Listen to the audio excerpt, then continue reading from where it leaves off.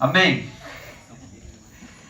Queria que os irmãos já abrissem a sua Bíblia no livro de Josué. Ele é o 6º livro da Bíblia.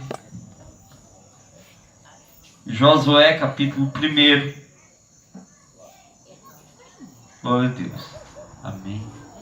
Amém. Josué, capítulo 1, versículo 1 também.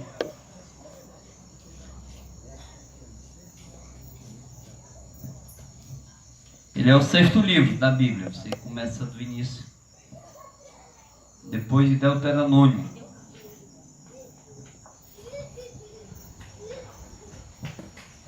Amém? A palavra do Senhor diz assim: sucedeu depois da morte de Moisés, servo do Senhor, que este falou a Josué, filho de Num, servidor de Moisés, dizendo: Moisés, meu servo, é morto. Dispõe-te agora, passa esse Jordão, tu e todo este povo, a terra que eu dou aos filhos de Israel. Todo lugar que pisares a planta do vosso pé, tenho dado, como eu prometi a Moisés, desde o deserto do Líbano até o grande rio, o rio Eufrates, toda a terra dos heteus e até o mar grande, para o poente do sol será o vosso limite. Ninguém te poderá resistir todos os dias da tua vida. Como fui com Moisés, assim serei contigo. Não te deixarei, nem te desampararei. Sê forte e corajoso, porque tu farás este povo herdar a terra que, sob juramento, prometia dar a seus pais. Então somente ser forte e muito corajoso, para teres cuidado de fazer segundo toda a lei que o meu servo Moisés te ordenou. Dela não te desvie nem para a direita e nem para a esquerda, para que sejas bem sucedido por onde quer que andares. Não cesse de falar deste livro da lei. Antes, medita nele dia e noite, para que tenhas cuidado de fazer segundo tudo quanto nele está escrito. Então farás prosperar o teu caminho e será bem sucedido. Não te mandei eu ser forte e corajoso? Não temas, nem te espantes, porque o Senhor teu Deus é contigo por onde quer que andares. Amém? Queridos, nesse momento, Deus estava falando com Josué, e Josué, ele estava recebendo uma ordenança de Deus para ser o sucessor de Moisés. Ele não era o substituto de Moisés, porque todos nós somos insubstituíveis. Não há ninguém nesse mundo que possa nos substituir. Nós somos únicos, certo? Mas há quem dê continuidade àquela obra que a gente deixa ali em algum momento, porque a obra de Deus, ela não para. Nós somos insubstituíveis, mas quando nós paramos, ou quando o nosso ministério é encerrado, há alguém que Deus levante para continuar a obra dele na terra. E Deus tinha feito um juramento a Moisés, que eles iam herdar a terra que Deus tinha prometido a eles. E todos nós sabemos a história. Moisés nasce num período que não podia nascer nenhuma criança homem do sexo masculino, porque o faraó mandava matar. E Moisés já nasce num momento de luta e de tribulação. E a mãe de Moisés passa 3 meses com Moisés escondido. E quando não dá mais para esconder, ela coloca numa cesta de junco, coloca dentro do rio Nilo, e o menino vai boiando ali naquela cesta, e uma princesa do Egito consegue encontrar aquele menino, e ela decide criar aquela criança, como se fosse filho dela. Só que ela não tem leite para amamentar. E o que ela faz? Ela pega a mãe de Moisés, sem saber, paga um salário para ela e manda ela cuidar do próprio filho. E aí Moisés cresce num castelo. Moisés estuda nas melhores colégios do Egito. E quando Moisés ele está com 40 anos de idade, ele sabe que ele veio com um objetivo. Qual é? Libertar o povo dele da escravidão. Mas ele quer libertar com a sua própria força. Ele mata o soldado egípcio e agora ele é condenado à morte. E ele precisa fugir. E ele foge para o deserto, passa 40 anos no deserto de novo. E agora, depois de 40 anos que Moisés está no deserto, Moisés já tem 80. Deus se revela a Moisés em uma sarça ardente. Uma sarça era uma moita, um mato que dava no deserto, e ele vê ela pegando fogo, mas ela não se consumia. E a Bíblia diz que quando Moisés chega perto para olhar aquela imagem daquela árvore pegando fogo e não se queimando, Deus fala com Moisés novamente. E agora Moisés vai fazer o que Deus manda no tempo certo. E talvez, amados, eu e você, em alguns momentos, a gente fique sem entender qual é o projeto de Deus para nós. E nós lutamos e achamos que não vai acontecer. E oramos e não ouvimos Deus responder. Mas talvez nesse momento seja o nosso momento de deserto. Seja um momento, queridos, que Deus está nos moldando para mostrar que quem faz é Ele, não nós.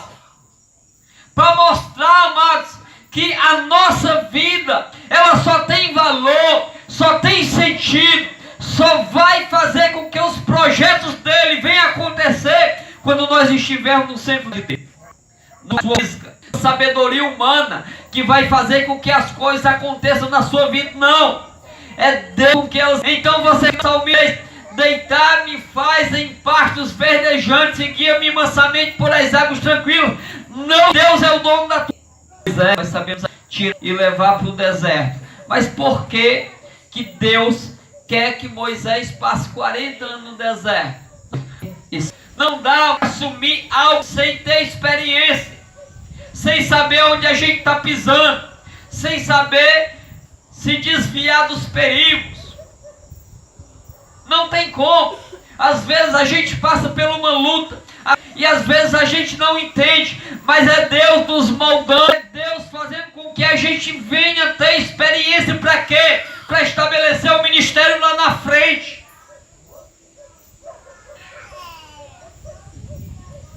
Deus quer nos usar, amados. Mas para que a gente seja uma pessoa experiente, a gente precisa passar pelo processo do deserto. Um processo de luta. Ou você já viu alguém com uma medalha de uma vitória sem ter lutado? Só se ele tiver roubado. Nós só somos vitoriosos quando nós vencemos as batalhas. E Moisés consegue vencer as batalhas, tirar o povo de Deus do jugo do faraó e levar para o deserto e ver Deus operando milagre todo dia.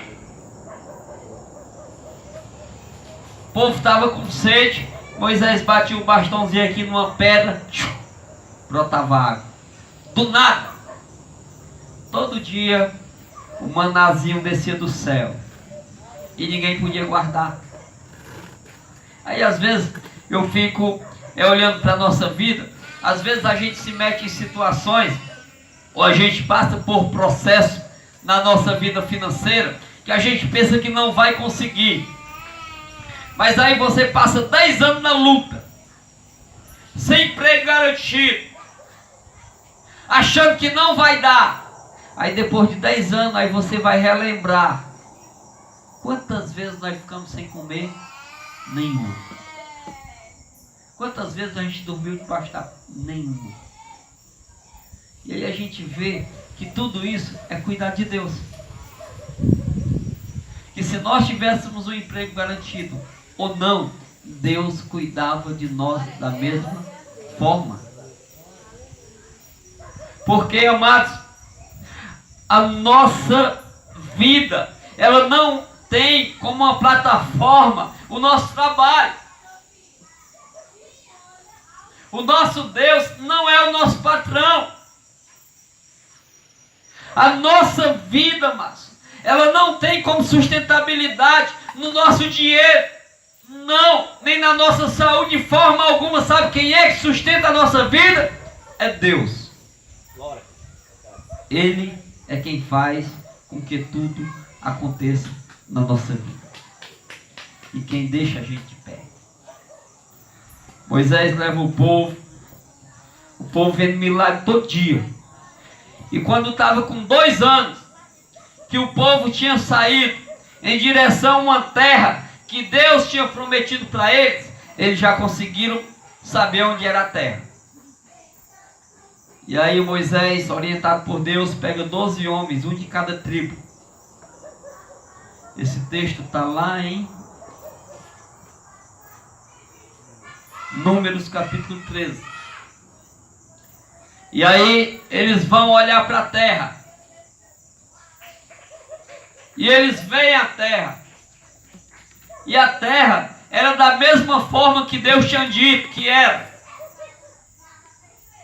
Só para você ter noção, como a terra era uma terra produtiva, para eles trazer um cacho de uva, foi para esses 2 homens com estaca. Tem na Bíblia. Olha aí. Uma uva dessa devia ser do tamanho do coco. 2 homens. A gente estava lá em Parambu. Aí lá no quintal de uma senhora que a gente foi jantar lá no restaurante dela, tem um pé de coité. Mandado, já viu? Aquelas cabacinhas. Ela é verdinha, eu tirei até umas fotos uma aqui. Aí os meninos, ninguém conhecia. Pessoal, não é do interior. Aí nós da roça, eu e o pastor Neguinho, o Neguinho segurou o outro. Só a pau do tamanho da seriguela.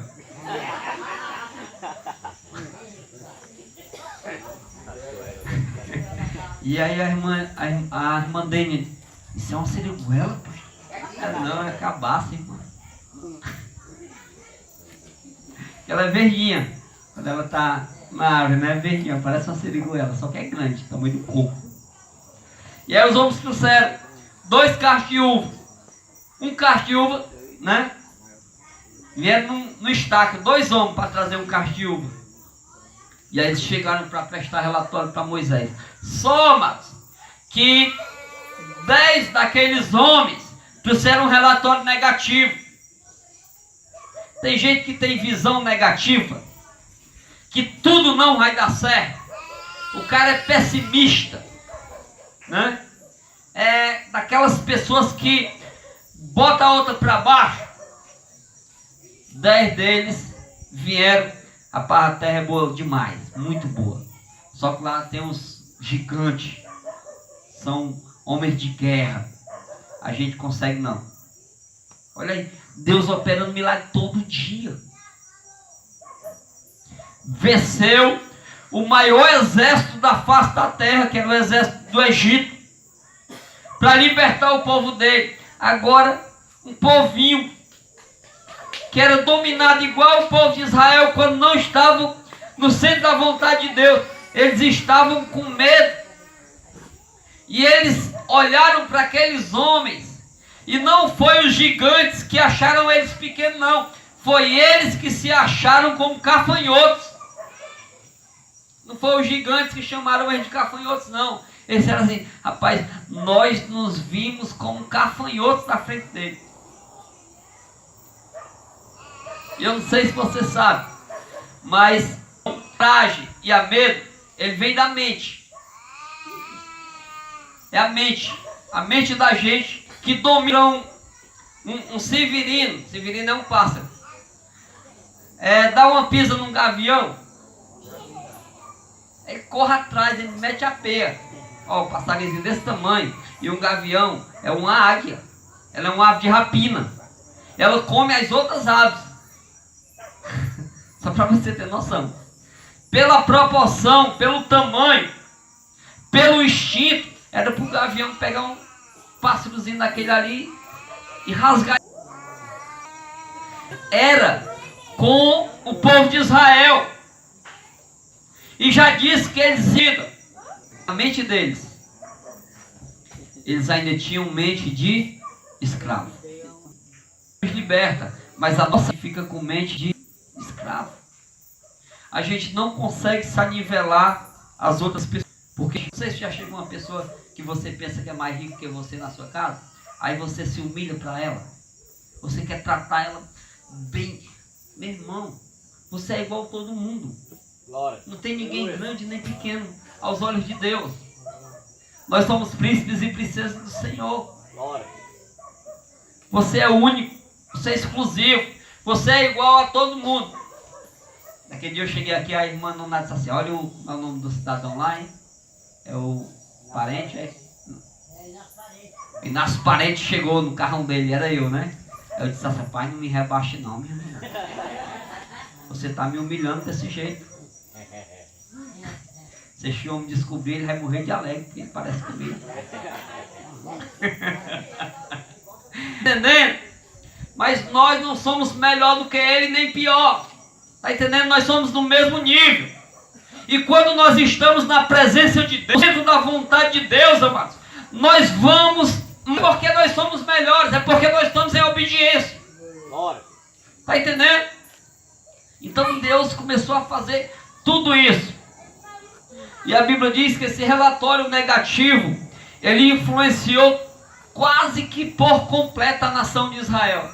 E a nação nas promessas de Deus para voltar a ser escravo. Mas eles continuaram. E chega exatamente o que nós lemos. Deus, o que era que enganava o povo aí não eram os milagres, era o líder que eles tinham, que era Moisés. Só que o líder deles morreu. Em Josué 1, Moisés não tem mais vida física. Ele chegou a óbito com 120 anos de idade. E o povo, amados, ele tinha duas referências nesse momento. Uma era Caleb e outra era Josué. Porque o resto dos líderes que tinha saído com Moisés já tinha morrido. E tinha só uma geração nova. E esses dois que estavam, não se engane, eles estavam com medo também, mesmo sendo homem de Deus. E Deus começa a falar com Josué e dizer: olha, Josué, meu servo Moisés é morto. E você vai assumir agora esse povo. Você vai dar continuidade ao projeto que eu coloquei no coração do meu servo Moisés. Só que a trajetória do Moisés termina aqui e a sua continua. E ele diz ao servo Josué, versículo 6 do capítulo 1 de Josué: ser forte e... Precisa a gente mandar um corajoso ter coragem? Não. Quem é para ter coragem é quem está com medo. É uma lógica. E ele diz: ser forte e... Por quê? Porque Josué está com medo. A mensagem negativa influencia Josué nesse momento. E aquele que ele se espelhava, que ele estava em todos os momentos para tirar dúvida, para pedir uma opinião, não estava mais lá. Sabe o que Deus está dizendo para Josué nesse momento? Olha, você pode ter um líder, mas você tem livre acesso com Deus também. Se o seu líder não estiver no momento da aflição, você tem livre acesso para falar com o teu Deus. E o teu Deus vai te responder. E Ele vai te honrar. E Ele vai solucionar tudo aquilo que você não consegue resolver. O mesmo Deus do Moisés era o mesmo Deus do Josué.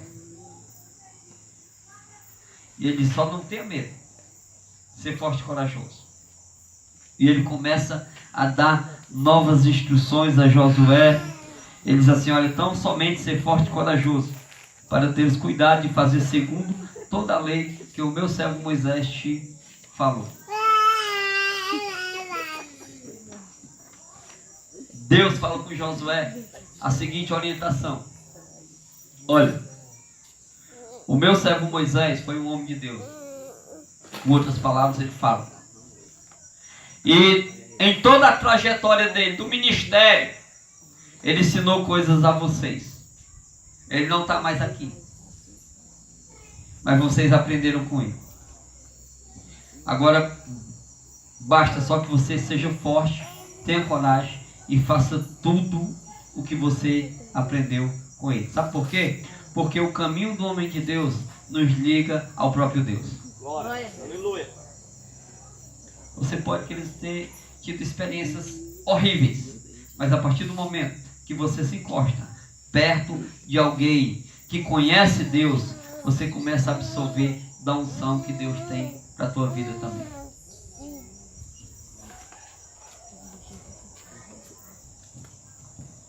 A gente estava conversando no ano passado, o nosso ministério inteirou 20 anos de ministério, e eles saíram da primeira igreja presbiteriana para fundar a IPRAB, porque um grupo de irmãos foram batizados com o Espírito Santo, lá eles não concordavam, e eles precisaram sair da igreja para fundar o ministério da IPRAB, que é o Ministério Renovado. E a igreja que eles saíram, ela morreu. Ela ficou só o templo, só o prédio. Até hoje existe o prédio, mas não existe crente. Depois de 21 anos que eles saíram. E a gente conversando no ano passado entre os pastores, e o pastor Fernando, ele disse assim: olha, a unção da IPRAB era para a primeira igreja presbiteriana. A unção de Deus era para aquela igreja. Só que aquela igreja não quis. Então Deus derramou sobre a IPRAB. Queridos, nós não podemos rejeitar aquilo que Deus tem para dar para nós. Então por quê? Porque quando nós rejeitamos, outra pessoa recebe. Não que a outra pessoa não seja digna de receber, não é isso. É que Deus vai pegar e abençoar aqueles que estiverem disponíveis. Talvez você não tenha disponibilidade para a obra de Deus. Talvez o seu tempo não dê. Talvez as suas coisas sejam mais importantes. Talvez você seja a pessoa mais capaz que existe aqui nesse lugar, mas você não tem tempo. Então Deus pega quem? Aquele que está disponível. Hoje, por coincidência, eu estava lá em Fortaleza, uma hora da tarde mais ou menos, eu passando a pé, eu e o Lucas, na varanda do Rio Branco, eu encontrei um rapaz que é daqui de Itapoca, que estava vendendo umas carteirinhas daquelas que a gente bota documento. E ele trabalhava antes no mesmo ramo que eu trabalhava. E ele disse: irmão, rapaz, Pai do Senhor, ele acredita, Pai do Senhor, meu irmão, rapaz, mas que legal a gente se encontrar aqui. E a gente se alegrou muito, né, porque a gente se conhecia já daqui, e a gente encontrar alguém conhecido lá em Fortaleza, no centro, numa multidão daquela, é muito difícil. E a gente ficou conversando, aí ele disse assim: você está trabalhando no mesmo todo, do mesmo jeito, você não migrou não para outro ramo, para ótica? Eu disse: não, tem uma ótica que está há quase 3 anos. Ele disse: é mesmo? E na igreja você está todo trabalhando ainda? Se você já é pastor? Eu disse: sou. Ele disse: rapaz, eu já sabia que você ia ser. Não é adivinhando, ele disse, é porque pela a trajetória, era uma coisa lógica você chegar lá, porque você nunca priorizou as suas coisas, você sempre priorizou o reino de Deus. E aí Deus, ele começa a lhe honrar, ele começa a fazer com que as coisas aconteçam na nossa vida de uma forma natural, sem algo forçado e sem muito esforço. E ele começou a falar, e a gente demorou um pouquinho. Eu glorifiquei a Deus pela vida dele, porque, amados, era impossível o povo de Israel sair do Egito. O povo saiu. Era impossível 2 milhões de pessoas andar no deserto sem morrer de fome e de sede. E eles passaram 40 anos. Era impossível uma multidão, homens, velhos, mulheres, crianças, chegar em uma cidade já edificada, já organizada, já com um exército, e eles dominar tudo, sem morrer ninguém. Eles tomar uma terra que já era habitada. Na realidade, a terra já era deles, viu? Eles não estavam tomando terra de ninguém, não. A terra Deus tinha prometido para Abraão. Abraão tinha habitado lá, era toda dele. E aí, na época de José, José traz o Jacó para o Egito. Aí o povo invade a terra que era deles. Aí eles não estavam tomando terra de ninguém. Eles estavam só pegando a terra que Deus já tinha dado para eles. Os poceiros eram que tinham de sair. Era impossível, não tinha como. Mas Deus tornou o que era impossível se tornar possível. A gente tem de aprender algo na nossa vida, que aquilo que nós não podemos fazer, Deus faz para com a nossa vida. Mas aquilo que a gente pode fazer, Deus não faz. Ele deixa que você faça. Sabe por quê? Porque não tem lógica Deus fazer aquilo que a gente pode fazer. Por exemplo, no ano passado, eu estava com uma pedra no rim, já falei aqui para os irmãos, e 6 pedras, eu acho, na vesícula. E a cirurgia da vesícula era bem simples, uma cirurgia simples, e eu tinha condição de pagar para fazer a cirurgia. A do rim é mais complicada. E aí os meninos, o Alex, morto de preocupado, pastor, rapaz, a gente vai orar. E eu disse, não, Alex, tu ora só pela do rim, porque a do rim é mais difícil, né? A da vesícula eu vou pagar mesmo, porque não é sério, é simples. E eu já marquei, e os médicos são profissionais. Vou orar pelos médicos, né, para cortar direitinho, cortar errado. Mas não precisa não, é simples, a vesícula vai deixar. E aí eu achei que aquilo que a gente tinha condição de fazer, não tinha necessidade de Deus operar um milagre. Por quê? Porque a cura era possível. Então Deus já tinha preparado tudo. Mas aquilo que era impossível, aí sim. E aí ele orou pela do rim. E eu fui fazer ultrassom. Não existiu mais depois que eu fui fazer ultrassom. Então, isso foi um milagre. E a gente glorificou a Deus. Mas tem coisa na nossa vida que nós precisamos fazer. E são coisas que não é bom fazer. Mas a gente precisa para ser tratado. Todos nós temos deficiências que precisam ser corrigidas. Deus fala com Josué, versículo 8. Não cesse de falar deste livro, da lei, antes medita nele dia e noite, para que tenhas cuidado de fazer segundo tudo quanto nele está escrito. Então farás prosperar o teu caminho e será bem sucedido. Sabe qual é a razão para que eu e você venhamos ter uma vida bem sucedida nessa terra? É fazer aquilo que é da vontade de Deus. Não adianta nós aprendermos a fazer as coisas certas e praticar errado, porque a prática ela feita, ela vai ter um resultado. E se você faz certo, o resultado é correto, mas se você faz errado, o resultado dá errado. O irmão Valmir, que eu brinco com ele, e ele é muito brincalhão. Como é que tá, irmão Valmir? Estou em pé, estou em pé. Aí um dia ele chegou lá em casa e disse assim, irmão Valmir, quando é que 2 mais 2 não dá 5? Quando é que 2 mais 2 dá 5? Estou somando de todo jeito para 2 mais 2 dá 5, aí não deu. Não sei não, pastor. Quando a conta está errada, amigo. Porque 2 mais 2 é 4. Não tem como dar 5. Se tiver errado, dá 5.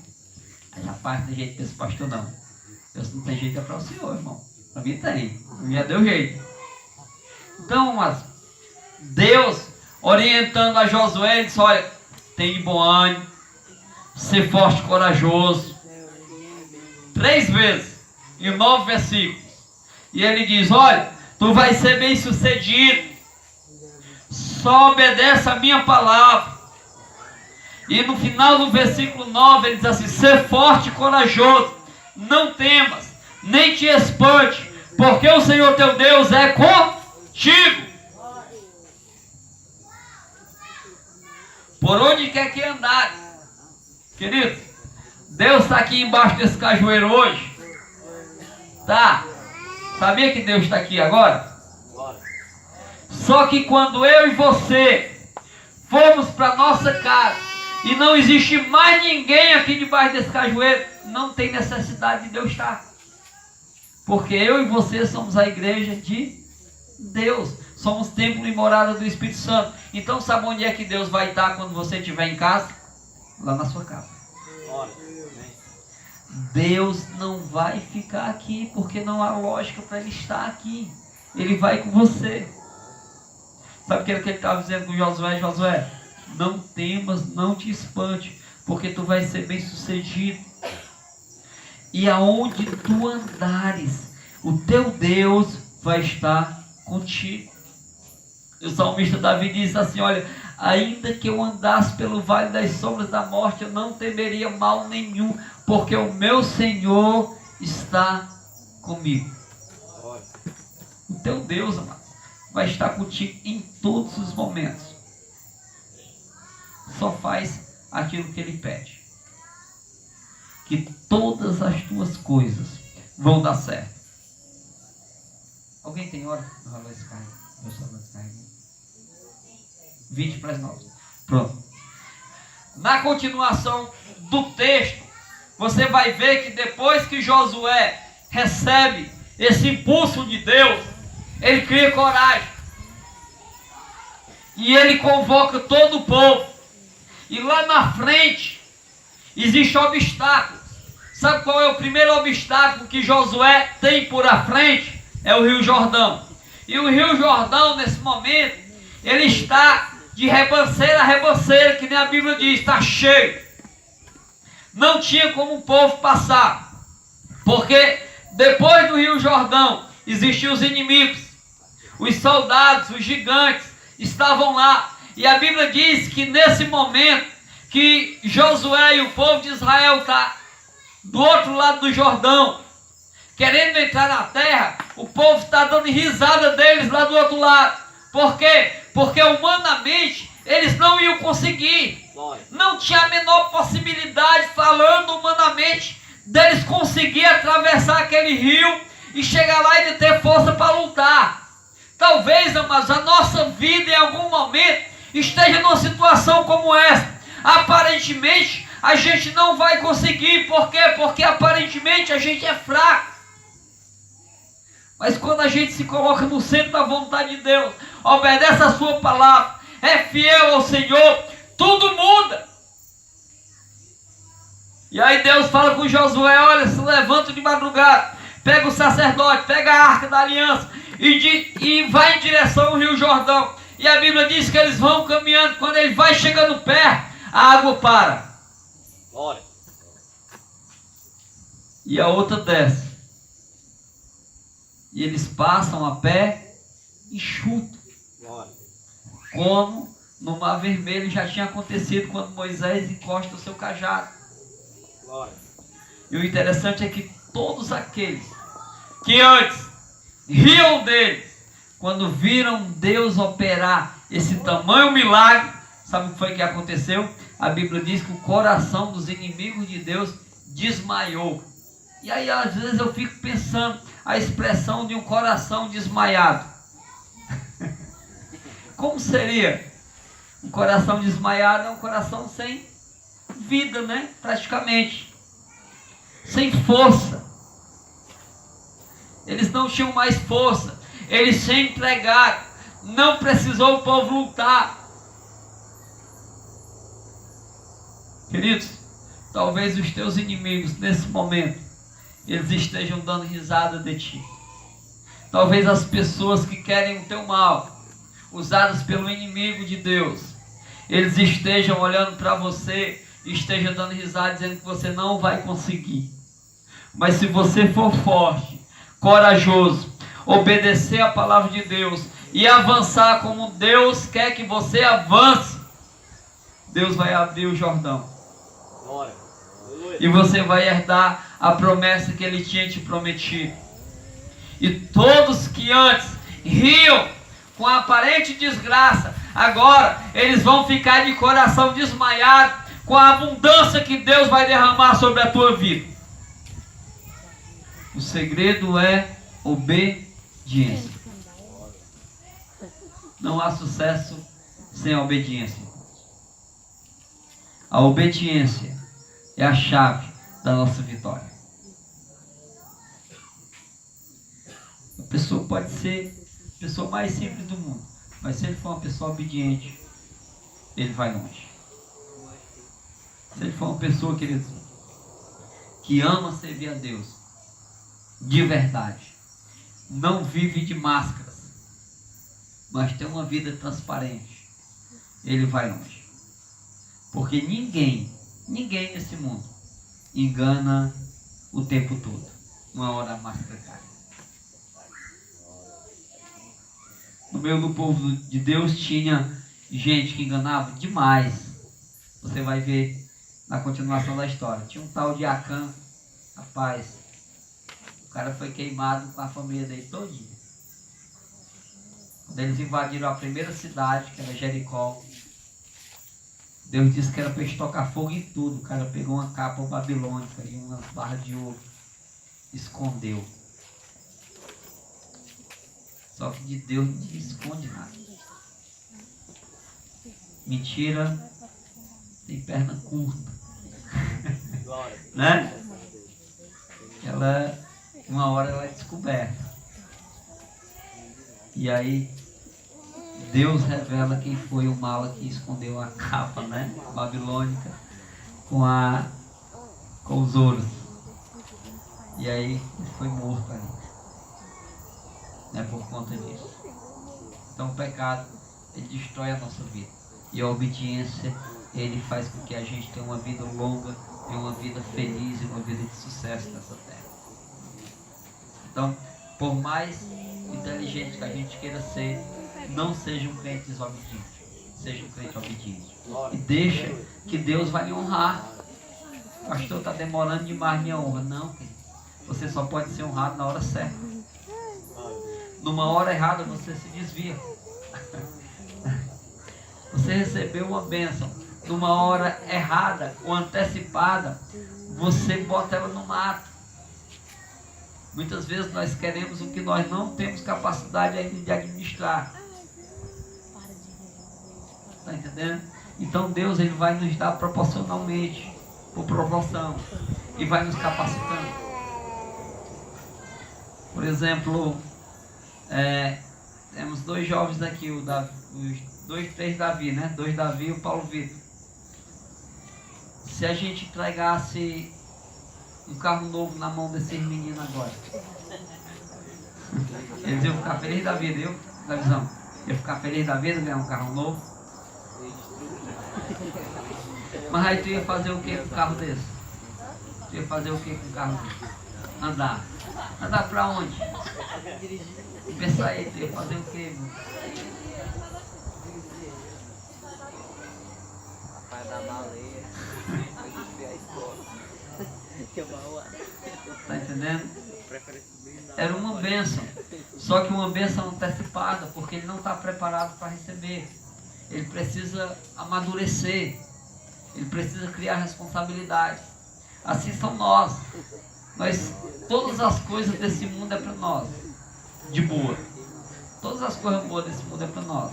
Só que a gente só pode receber na hora certa. Sabia que se a gente enricasse agora, Tinha gente que se desviava. Tinha, agora fulano que tal vai me pagar, viu? Nunca tá pisando aí. Ele filho da mãe me humilhou, mas hoje eu tenho mais dinheiro que ele. A gente vai sofrer na mesma mão. Às vezes a gente pode, né? Pode olhar por esse lado. Então a gente precisa estar no centro da vontade de Deus e deixar Deus ir trabalhando. Em tudo dai graça ao Senhor. Quando a gente é fiel a Deus, queridos, e a gente confia plenamente na fidelidade dele para conosco, a gente é feliz com tudo. Agora, o nosso problema é que às vezes a gente faz coisa errada, aí a gente atribui o diabo. Por exemplo, a minha sogra, ela tem um irmão, o irmão dela mais novo é o pai do André, é o tio Aurélio.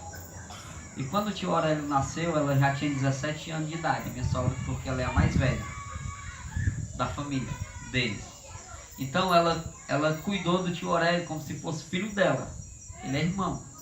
E ela tem um carinho muito grande pelo tio Aurélio. O tio Aurélio pode fazer tudo de errado, ela diz que ele está certo. Aí ontem, o tio Aurélio, ontem fez domingo, ele pegou a moto, botou duas meninas, netinha dele, sem capacete, foi lá para a ladeira. E voltou. Aí ele, preocupado, podia ter levado uma multa, né? Aí a dona Raimunda disse assim: irmão, o pobre do Aurélio tem azar demais, ela leva multa direto. Eu disse: não é azar não, dona Raimunda. Ele foi com as meninas sem capacete. Tá cheio de guarda para multar. Era azar assim, se ele fosse de capacete, com habilitação, a moto em dias, aí o cara fizesse uma multa injustamente, aí era outra história. Mas ele fez errado. É muito fácil. Não é um azar, algo que aconteceu do acaso. É uma coisa lógica. Está entendendo? Então, Deus, ele quer nos ensinar a fazer as coisas corretas, porque quando a gente faz correto, ele abençoa. E as coisas dão certo. Você tem uma vida estruturada, uma vida e uma família abençoada. Pode vir o que vier, você não se abala. Sabe por quê? Porque a sua família está estruturada na rocha, nas coisas corretas. Então você não tem o que temer. Aonde você vai andar, você vai estar de cara limpa. Era assim que Deus queria fazer com o povo de Israel. Olha, por onde vocês andarem, além de vocês tomarem posse daquilo que eu já prometi para vocês, que as bênçãos dessa terra também, tá entendendo? Vocês vão ser referência. Ontem lá no deserto a gente até brincou, porque lá em Itapoca tinha uma loja que não vendia fiado para crente. Misericórdia. Eu disse: meu Deus. E, né, as coisas são investidas. Por exemplo, outro coisa alarmante. O nosso país é um dos países mais corruptos do mundo. E é um dos países que tem mais cristãos no mundo. Não é algo que se contradiz. Como que um país que tem mais cristão no mundo é o país que é mais corrupto do mundo? É algo para a gente refletir. Era para ser o país mais santo do mundo. Não é? Porque é o país que tem mais cristão. E às vezes, queridos, isso parte de nós. E nós precisamos estar refletindo sobre a nossa vida. O nosso problema é porque a gente quer terceirizar e dizer que é só os outros, né? Não, é nós, é eu. Cada um vai cuidar de si. E aí Deus vai trabalhar e vai unir todo mundo. E vai transformar, né, nossa vizinhança, nossa Itapipoca, o nosso estado e depois o nosso país. E depois a gente vai ser referência para os outros países. Amém? Amém. Vamos ficar em pé para a gente encerrar. Glória a Deus. E convidar aqui o irmão. Pode orar, irmão? Encerrando? Dá? Eu tenho que fazer essa oração, não. Em nome de Jesus.